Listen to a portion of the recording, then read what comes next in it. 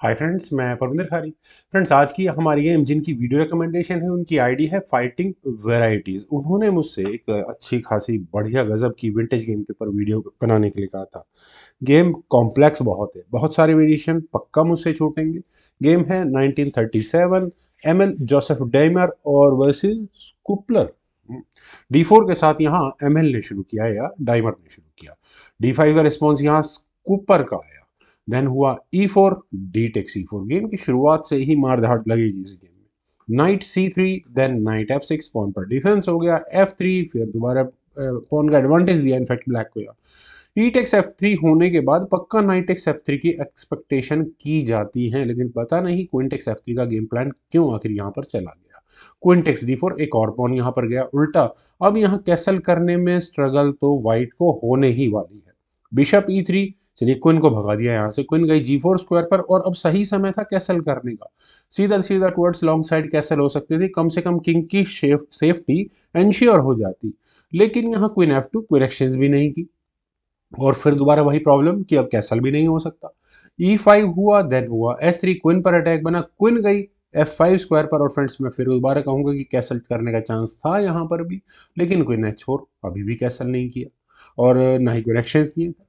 Queen take C2 और friends यहाँ इस पॉइंट पर अब हो चुकी है प्रॉब्लम। अब आप देखिए कि आखिर व्हाइट का गेम प्लान क्या है। यहाँ पर इस क्वीन ने पूरी गेम में मार धाड़ मचा रखी है। रुख पर अटैक है और नाइट पर अगले मूव में अटैक आएगा ही आएगा। मुझे एक ही सॉल्यूशन नजर आता है, क्वीन को F2 स्क्वायर पर ले जाकर प्रॉब्लम को सॉल्व करने का ये होना चाहिए था। लेकिन यहाँ बिशप से पहले आई चेक, चलिए कोई प्रॉब्लम नहीं है। लेकिन अगर यहाँ सी पॉन आगे पुश हो जाता है तो क्या होगा, तब तो रिजाइन करना पड़ जाएगा वाइट को। मुझे तो और कुछ समझ में नहीं आता है यहाँ से, लेकिन फॉर्चुनेटली ब्लैक ने इस सी पॉन को आगे पुश नहीं किया। अब प्रॉब्लम वही है कि बिशप बचा जाए, अगले मूव में नाइट बचा जाए, रुक बचा जाए, क्या क्या बचेंगे यहाँ पर है। यहाँ खेला गया बिशप D7, बिशप को बीच में लगाया। Knight at G goes to E2, चलिए नाइट पर नाइट का डिफेंस तो आ गया है। क्वीन से अगर यहाँ लिया जाएगा तो रुक कम से कम आ सकता है सही स्क्वायर पर। A6, बिशप पर अटैक बना, वो गया C4 स्क्वायर पर। देन हुआ B5, दोबारा बिशप पर अटैक बना, आया B3 स्क्वायर पर। चलिए यहाँ B2 पॉन को लेने का भी रिस्क नहीं लिया, क्योंकि रुक भी सीधा सीधी बात है सीधा 7th रैंक पर पहुंचता है। वैसे करने के बाद क्वीन पर अटैक है। क्वीन गई यहाँ से D3 स्क्वायर पर। देन हुआ बिशप G5 नाइट पर। एग्जैक्टली बिल्कुल प्रेशर है तो bishop E7 was the obvious move. और इसके बाद यहाँ दोनों साइड्स का आया कैसल और यहाँ पर एमएल ने अपने रुक को लिया F3 स्क्वायर पर क्वीन पर अटैक बनाने के लिए। क्वीन गई G6 स्क्वायर पर। फ्रेंड्स, गेम की कॉम्प्लिकेशन मैं कहूँगा वाइट के लिए मुझे बहुत अटपटा गेम लग रहा है। रुक अटैक गोज टू F1। यहाँ इस पॉइंट पर अब मुझे वाइट थोड़ा सा अटैक लगाता हुआ नजर आ रहा है। क्यों नजर आ रहा है, आप यहाँ देखिए। रुक्स की बैटरी F7 स्क्वायर तक जाती है बशर्ते नाइट हट जाए, और बिशप F7 स्क्वायर पर जा रहा है, वो भी मुझे नजर आ रहा है। अब जिस तरह के सामने खिलाड़ी हैं उनकी रेपुटेशन को देखते हुए मुझे ऐसा लगता है कि अगर मैं उनकी जगह होता तो किंग को चुपचाप हटा लेता, उसके बाद देखता गेम प्लान जो बनाना है, किंग को तो सेव करो। लेकिन यहाँ बिशप C6 और यहाँ पर रुक पर अटैक बना। फ्रेंड्स, इस मूव को कौन छोड़ेगा। रुक सामने आ रहा है, लगाओ बिशप, हटाओ इसको। रुक गया G3 स्क्वायर पर और अब यहाँ पर खतरा नजर आना शुरू हो चुका है। इरादा क्या है, बिशप से नाइट लो, डिस्काउंट अटैक बनाओ यहाँ क्वीन पर। इलाज क्या है, best solution was queen H5। Queen exchange asking सबसे अच्छा इलाज है। अगर यहाँ से ये गेम आगे बढ़ती है तो बिशप टेक्स F6 होगा, क्वीन टेक्स H4 पे वापस किया तो जा सकता है ये मूव, लेकिन रुक टेक्स G7 चेक पहले किया जा सकता है। ऐसा करने के बाद किंग जब H8 स्क्वायर पर जाएगा, देन रुक टेक्स F7 और ये होगा डिस्कवर्ड चेक। आप कहेंगे कि बिशप एलिमिनेट हो जाएगा, एग्जैक्टली हो जाएगा, लेकिन फिर रुक तो एलिमिनेट होता है। वेल, बिशप टेक्स F6 का मतलब रुक टेक्स F8 चेक होगा, किंग G7 स्क्वायर पर जाएगा, रुक पर अटैक बनेगा, नो इश्यूज, रुक G8 चेक होगा और यहाँ पर ठीक है किंग पहुंच जाएगा H6 स्क्वायर पर। और उसके बाद व्हाइट थोड़ा गेम की टर्म्स को डिक्टेट करेगा। कैसे, सीधा नाइट आएगा G3 स्क्वायर पर और नाइट के G3 स्क्वायर पर आने के बाद बिशप अगले मूव में थ्रेट क्या होगी, ये फॉक लगाने की। इस फॉक का इलाज F5 स्क्वायर से बिशप ही कर सकता है, बिशप ही मूव करना होगा। फिर उसके बाद दूसरा नाइट आ जाएगा गेम को डिस्टर्ब करने के लिए। पहले तो नाइट पर प्रेशर बनेगा और फिर उसके बाद चलिए हटा भी लिया। खैर, वाइट यहाँ से काफ़ी अच्छा खासा प्रेशर इस गेम में बनाकर चलेगा अगर इस तरह से ये गेम आगे बढ़ती है तो। लेकिन चलते हैं एक्चुअल गेम पर। यहाँ खेला गया फ्रॉम हेयर। बिशप से आई चेक, चलिए ये भी ठीक है, किंग हट गया h1 स्क्वायर पर।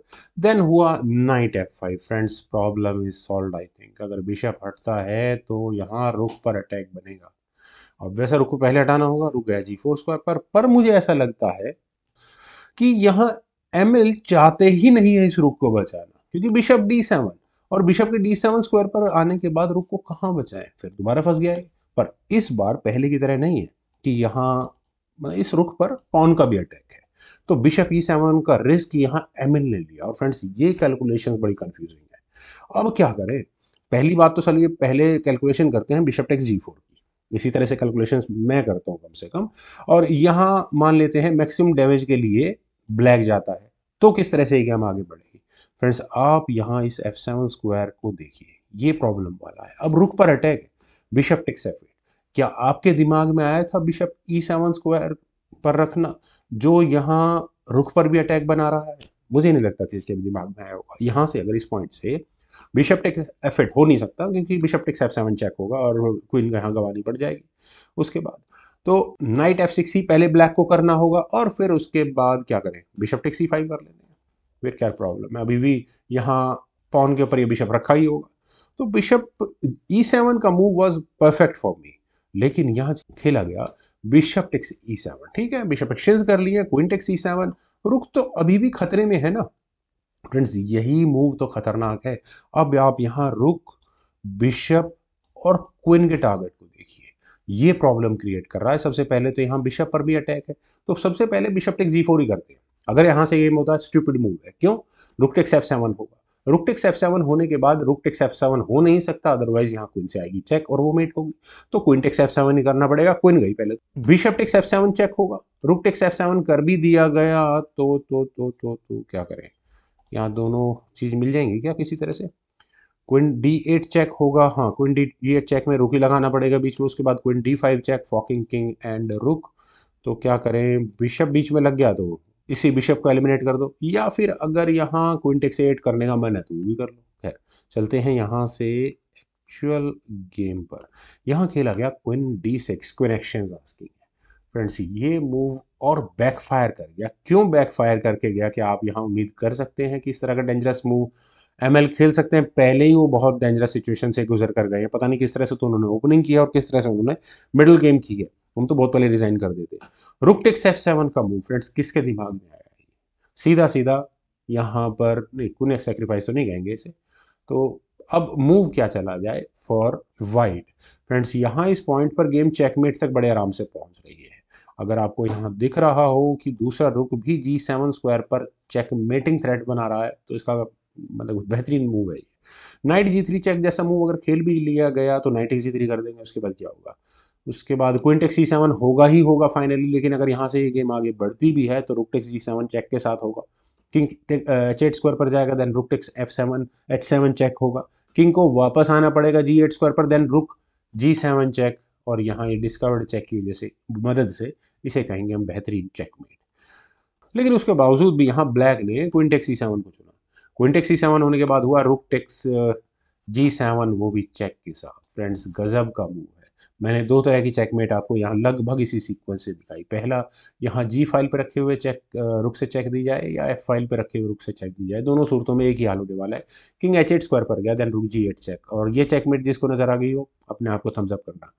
रुक takes g8, then rook takes g8 check और ये मेट। फ्रेंड्स कोई एक्सप्लेनेशन करने की जरूरत ही नहीं है, बीच में मिडिल गेम इतनी कॉम्प्लेक्स थी, बहुत सारे मूव मैं भी मिस करके आऊँगा। कहाँ से एमएल ने यहाँ ये सब कैलकुलेशंस की होंगी, आई एम नॉट श्योर। लेकिन जो भी हो, गेम देखने वालों को, खेलने वाले को, इनफैक्ट हारने वाले को भी मज़ा आया होगा कि क्या गेम थी।